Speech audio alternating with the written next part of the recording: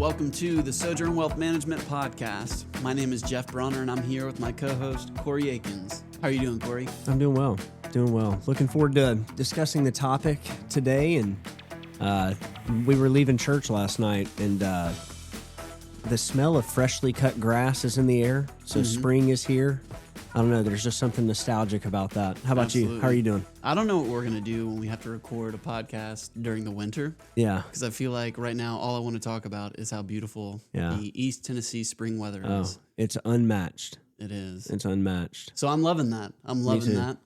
Time to cut the grass and baseball season's full swing. Hey, I saw the post you put on LinkedIn with you and Elia. That was a cute picture. Yeah, man. She's a big baseball fan, probably more of a Smokey fan and ice cream fan, but she likes going to the games with me. Yeah, that's sweet. When we took Thomas a couple weeks ago, I feel like he ate probably 1.5 pounds of popcorn. Yeah. He just tore it up. May I have some more, please? That's good. Absolutely. Oh, man. Does anything beat good popcorn? No. I love popcorn. Popcorn's delicious. Take me out to the ball game. Yeah. Yeah.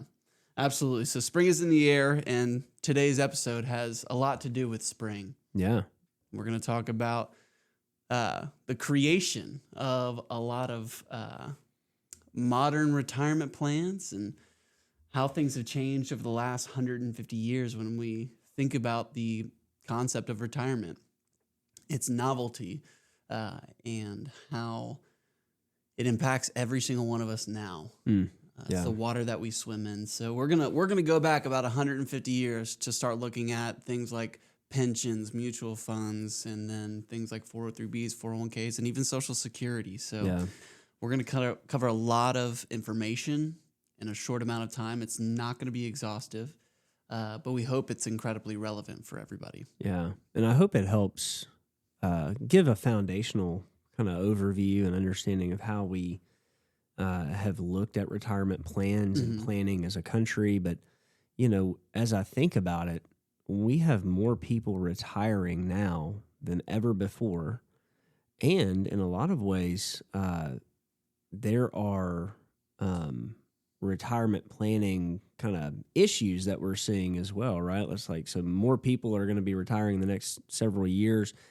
We've also seen an emphasis on the fact that more people are going to be retiring and depending on things like Social Security and pensions that we're talking about. And so it's a really relevant topic that I think hits close to home for folks. And it's an ever-changing topic. Right. So we've seen so much change in the 150 years you've talked about. But we'll start at the beginning. So what was the start of what we think of now as kind of modern retirement plans? And the first one was the American Express Company established the first private pension plan here in the States in 1875. And for those of you who may not know what a pension plan is, that's totally fine. It's really just a source of income that's provided by an employer or a state agency when you retire. So they are guaranteeing that you will be paid a certain income from the time you retire until you pass away, and even now until some of your beneficiaries pass away as well. So that was really the start of the pension plan here in the U.S. And another way that pension plans are referred to is defined benefit plans, which means that when you're hired in, the benefit that you'll receive when you retire is defined.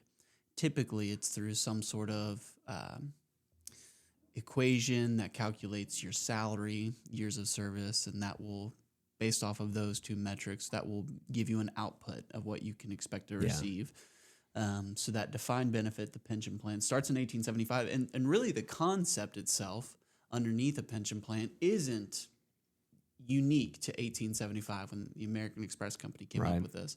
It's really the first time that a private company had sought to provide an annuity, essentially, to its employees as a benefit. And the historical precedent for that goes into ancient times with kings giving annuities or estates, people passing on income streams to their beneficiaries. That had happened, time immemorial. But with this in 1875, this is the first time this is introduced as a workplace benefit in the United States. Yeah. And it really lasted like that for 50 years until the 20s. So think about somebody working and they have a pension benefit. The responsibility for anything outside of that would have just been their own personal savings. So they're making money as an employee. They have a pension benefit. But if they wanted any other type of investment or growth, it was really cumbersome unless you were very wealthy to go and to invest in the way that we think today. Right. And so a lot of people had pensions, and that was pretty much it. Or it was very localized, like you could invest in the local business down the road in your town and do that. What really was a game changer for the general public was the creation of the mutual fund in 1924. So MFS created the mutual fund in 1924. And if you don't know what a mutual fund is, it's just a pool of securities that investors put together, and then within that pool, they purchase different securities all over the place, right? So you can purchase a mutual fund, and it will hold companies that you never gonna interact with, but you have investment in them just by holding the mutual fund. So it created a way for the general public to invest, and at that time there wasn't a ton of diversification, but it was the first step into what we kind of see now as the modern mutual fund. And it really helped millions of people get into the market where before that you really couldn't. Right. And if you wanted to accomplish that prior to the advent of the mutual fund, it would require so much investigation, so much time, because you'd have to be researching individual companies. Yeah. So initially, just to invest in something, that would be a task in and of itself. Absolutely. But if you wanted to invest in a diversified portfolio, magnify that task by the number of sectors, industries, and individual businesses that you'd have to research. Right. And for some of our younger listeners who may not know, they did not have the internet back in 1924. They didn't have modern forms of communication. This is pre-information age. So in order to do that, it's pretty much an incomprehensible task. Yeah. And those who did do it oftentimes aren't guaranteed good returns from that because of the risk that comes with such focus, market, business, sector focus. And Jeff, it gave a way for people to efficiently then invest and grow their wealth outside of just the bank or, again, local businesses that they could invest in. It gave them the ability to participate on a national level and even now global level. And that was truly, it was truly groundbreaking at the time. Right. And one note to make about that as a general theme that's going to continue to manifest as we continue on the timeline, but that note you're making about, the everyday American having accessibility, that's going to continue. That trend's going to continue as we move forward in time. Yeah. So that was really the start of that accessibility that you're talking about, right? And it's just going to be compounded. And so as we move forward, the next big landmark on the timeline we want to touch on is 1935, when Social Security first enters the retirement landscape. 1935 is the beginning of the legislation. The first benefits aren't paid out until 1942. And what you see is that now it's not just that pension benefits, so to speak, or an income stream isn't just going to be provided from your employer. Now it's something provided universally to American citizens from the federal government. Yeah. So this really is a unique thing that happens in 1935 to bring about this benefit, in which everybody now has an income floor in retirement. And the purpose for this was to meet some of the needs that we were seeing out of the Great Depression of just tragic stories of people in poverty, elderly people, disabled people in poverty, and essentially the federal government wanting to provide a backstop against the poverty. Yeah, social insurance Yeah. contract essentially to keep everybody above the poverty line in retirement, essentially. And it was innovative because it had never been done before. I mean, it had been done other places, but not here. And so truly new, and it added a vital component that we're still using in planning today. Mm-hmm. Like if you run a retirement plan, so Social Security is a benefit that is always included. Yeah. And so that has had a profound and lasting impact on our country in the way that we plan for retirement. Right. For better or for worse, regardless of what your opinion is on Social Security, it's there. Exactly. And you have to plan for it.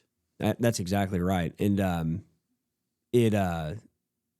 there wasn't really anything we could compare it to at the time that we had done, other than when the Civil War ended. The federal government had taken resources and allocated to those who were veterans of the Civil War. That was about the closest thing that we had seen. But if you think about where we were as a country coming out of the Great Depression and seeing the need for people to, like you said, be above the poverty line, and just there was no way that they were going to be able to live. Mm-hmm. That's kind of where it was born out of. Right. And so, it's a really fascinating topic. Hopefully we can cover it at some point in the future, but it really, it added a vital component to now with pension plans.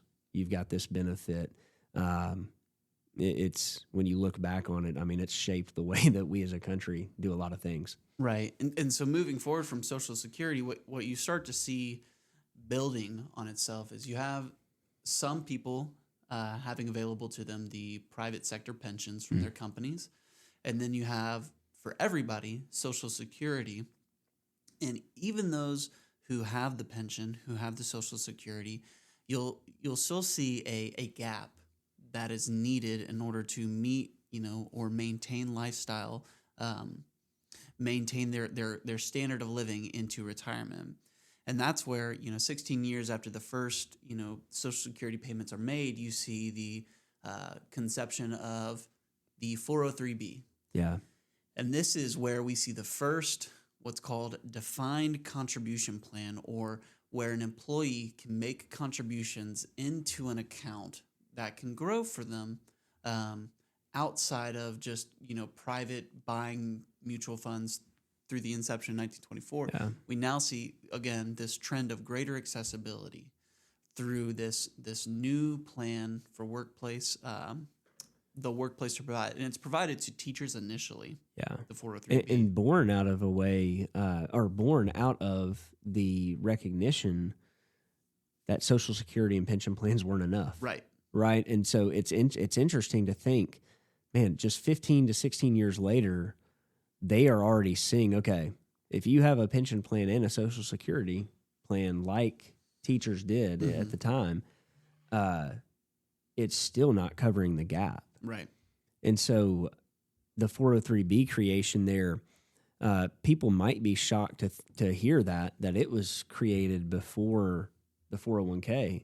But yeah, I mean, it was created specifically for those teachers, healthcare organizations, religious organizations.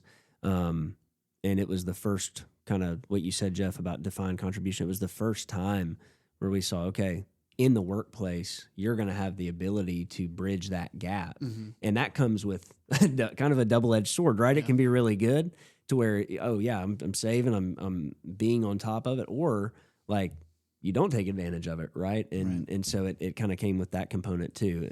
And that creates what is now kind of a kind of common parlance, which is the retirement stool. Yeah. So you'd have your pension, that's one leg. You'd have your Social Security benefit, that's the second leg. And the third leg would be your private savings. Yeah. It started with this 403B.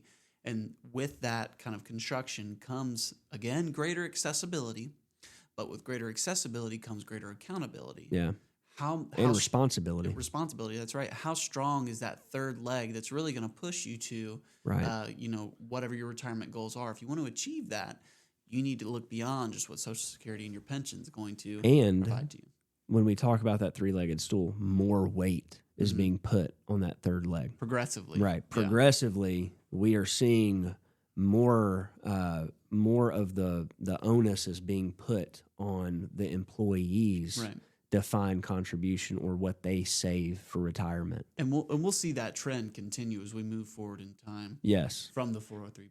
Yes, absolutely. And in the 70s, you had a lot happen. So you had what we know now today as the traditional IRA in 1974, which was great, and we still utilize that today, right? Like the traditional IRA is still around and a big component for folks. You also had the 401k in 1978.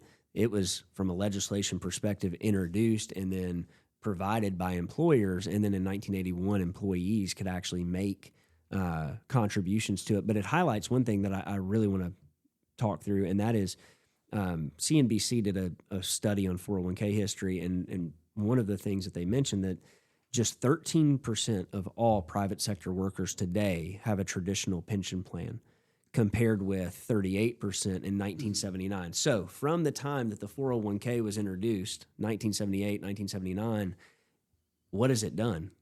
It has done exactly what we've talked about, where more of the weight has been on that third leg for defined contributions, and pension plans are slowly going away, even in the public sector. Think about like the Tennessee Consolidated Retirement System and its pension plan. They moved from pure pension in 2014 to a hybrid model, to where now it's a dual model, defined contribution and defined benefit. Mm-hmm. So with the inception of the 401k, that's the kind of the catch-all for most folks. Yeah. Somebody just said, do you have a 401k? And, who knows what that means in their mind. But that's kind of the universal term that we'll utilize when we think about, this is my workplace retirement plan, 401k. And with that, in the 70s, it really blew open the landscape as far as workplace retirement plans, as far as what the workplace can provide to you. There was just a number of options. You have the 401k, the 401a, the 457 comes around soon after that. And all created for different purposes. Right. And those numbers in those letters, those are just tax codes. Right. Those are referring to just the way in which the IRS refers to these particular vehicles. And so with the creation, the tree splits in a lot of different ways. There's a ton of branches. And so we're not going to talk about every single one. But what we really want to emphasize is that with the creation of these defined contribution plans comes accessibility to the everyday American. And then there's also the accountability that comes with, hey, each individual needs to be taking advantage of this. And this is illustrated exactly with the point you're making, Corey, with the movement from the TCRS legacy plan, more heavy pension. Yeah, pure pension, basically. Yeah, to the TCRS hybrid, which is moving more of the accountability of the savings to the individual in their 401k. Right. And that's an important point, because sometimes this will happen where somebody gets hired at a place and they know they have a 401k, but just through the regular distractions of life, right? It is just kind of there. Think about the contributions that go there. If they're never looked at and reinvested or reallocated, it may be like in a money market fund. And now you look up and 4 or 5 years later, and that money that you've been putting in, getting a match on, it's about the same as what you've contributed. That is, when I talked about the double-edged sword earlier, it's great in the sense that you've got more accessibility, more freedom to do these things within a workplace plan, but it also comes with that responsibility. And for folks that we work with, like in higher education, you may have a pension plan, a 401a option, 401k, 457, 403b. Like, it can get really confusing really quickly. But again, that's where I think, folks like us provide a lot of value, is helping understand what these workplace plans do. And they're always changing. Absolutely. And that is overwhelming. The accessibility that you're laying out with someone a new hire at UT, that's just an example of how complicated this has become in a very short amount of time, which is why it's so important to have an understanding, because the decisions you make upon getting hired into an institution like the University of Tennessee, that's going to have significant ramifications for your retirement plans later on. Absolutely. So while it's hard to think about on the upfront, it's something you need to think about. Yeah. And just because of the rapid development since 1875 with the inception of the first private pension, you see this dramatic expansion of retirement benefits, retirement plans, and it can be very, very overwhelming for the average individual. And we talked about in a previous episode the value of an advisor. If you want to go check it out, how the retirement engine, like how an advisor helps in the accumulation phase and then the distribution phase. And when I brought that up in that episode about in the accumulation or your working years phase, you're building the engine. For most people, that engine building is happening through a pension plan, Social Security, 401k, 403b, 457, or some version of all of those. Mm-hmm. And so it's a really, really important just concept to at least understand why it's important. Right. How do those different benefits vary from one another? Right. We didn't even talk about 1997, the Roth IRA comes about, the taxable implications between traditional versus Roth, and how those have all manifested. And, you got Roth 403Bs now, you got Roth 401Ks now. It just increasingly magnifies in complexity as time goes on. And that continues to be the trend that we see. We see that with the changing of, you mentioned the CNBC study, how workplaces are moving increasingly away from it, from defined benefits or pension plans to defined contributions, putting the onus on the individual. It's overwhelming. Right. I think if we were to say anything is that this has changed quickly, and it's changed and it continues to change quickly. And so, part of our job as advisors is to understand these changes and help folks utilize the benefits available to them. Absolutely. Anything else you'd like to touch on before we kind of start to wrap up? There's just so much information there, and I know that this is not exhaustive, but anything else you want to mention? I would say that if somebody's listening to this podcast and they're like, man, this is a lot. Yeah, it is meant to just kind of be an introduction into what we know as workplace retirement plans, and that, hey, you don't have to have it all built out in a day. It's just getting a basic understanding of it will create value for you, and that'll have a positive impact. Absolutely. Well, thank you so much, Corey. I know you've done a lot of work researching a lot of this, and it's been a fun conversation. It is super fascinating to trace these things through history, and I hope that this has been helpful for our listeners to provide a solid foundation and with such a relevant topic. Absolutely. Every single one of us, in some way is going to interact with these things. So we thank you all for listening. We hope you have a great rest of your day.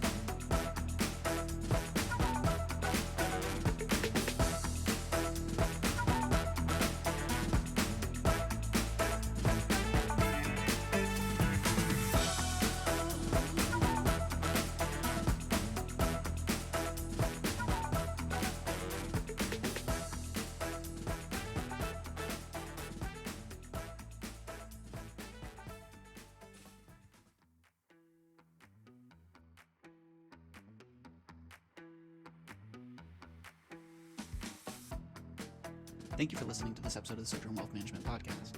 This is a friendly reminder that all content in this podcast is intended for educational purposes alone. Nothing in this episode should be treated as tax, legal, or investment advice. We encourage you to consult your financial professional for any of those needs. Securities offered through Kestra Investment Services, LLC, Kestra IS, member FINRA SIPC. Investment advisory services offered through Kestra Advisory Services, LLC, Kestra AS, an affiliate of Kestra IS. Kestra IS or Kestra AS are not affiliated with Sojourn Wealth Management, LLC.